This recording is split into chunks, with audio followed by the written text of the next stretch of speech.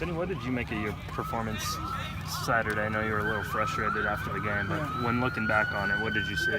I seen a lot of errors. I was impatient on a lot of the runs. Early on in the game, I was seeing a lot of color, so it just made me want to go.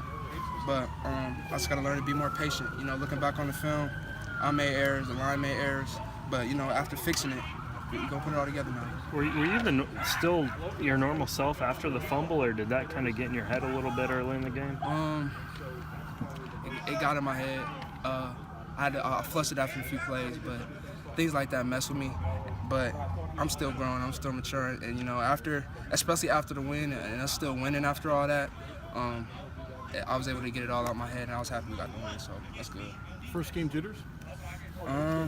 Not really. I wasn't nervous like I usually am. I was nervous when I got in, but I just wanted to go like I always do, and I just needed to chill a little bit. Did you give these young guys advice about your situation last year where you had to wait your turn a little bit? For sure. I talk to Kovac about that almost every day because I see him every day. Lynn's one guy I gotta get in his head a little bit more. He's a great player, and a lot of people don't see that yet, but they're gonna see it in the future. And I've been talking to him a little bit, and he's gonna stay patient. He's gonna shine. So. You still talking to AJ in that similar sense as well, that he didn't get his chance Saturday, but maybe he's gonna still be a part of it? Yeah, definitely. he's practicing hard, and he knows his time's gonna come. It's just all about being patient. A lot of I know the freshman receivers got to play a lot, defense as well. It's just all about waiting your turn, and they seen off me off last year, so it's gonna happen. Did you ever think you talked to anybody else about being patient? Nah, not at all. Not at all. I wouldn't even think that. But I'm happy that the coaches know to play freshmen. They get their chance, to play early. So that's a good thing.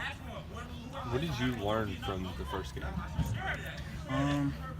I learned that technique is the most important thing. Not to just go out and just play and just go after it. Always just follow the technique. Always follow the rules, and just everything else fall in place. Yep, yes sir. Benny, do you feel like things were just like a couple inches off for the offense, like all night or the whole game? For sure. As the game went on, and especially after correcting the film, it was just plays were inches away from just hitting the big runs, just the big plays happening, and that's just the way things go. It was always one person messing up.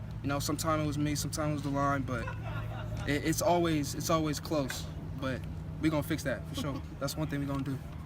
Do you fix that in film? Did you fix it in practice? Like how do you guys go about fixing? It's both. We definitely fixed it out here today. After the game, we watched the whole game as an offensive group. So we all talked about it and we all corrected it, and we had a great practice today. So I'm definitely confident for the future. What was the message from Coach Hood when he addressed the team? Coach Hood? Coach Hood. Man. Don't remember?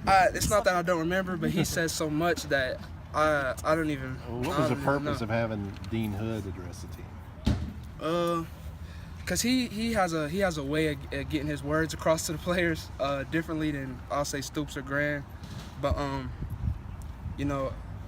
we just know that after that kind of performance that we had, which was unacceptable, we still got the win, so that's just a good thing. And Dean was at EKU the last time Kentucky. Yup, definitely.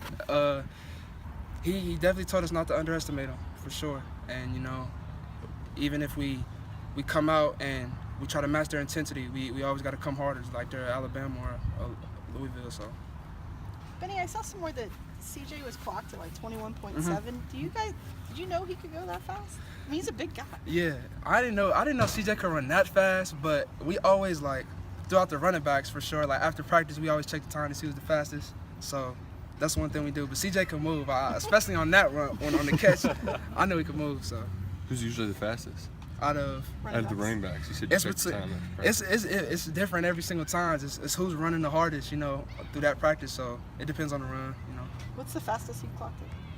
I think 22.5, something like that. Everybody good? Thanks, man. All right.